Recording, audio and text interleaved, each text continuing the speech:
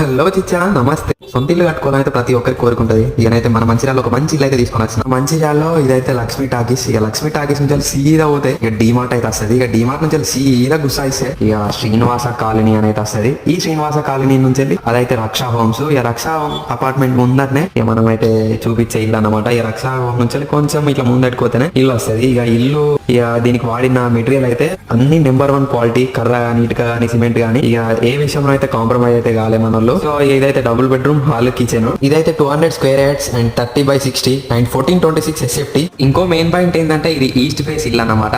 So ఇదైతే మన Mancherial to Bellampalli హైవేకి అయితే 300 మీటర్స్ వాకబుల్ డిస్టెన్స్ లో అయితే ఉన్నది.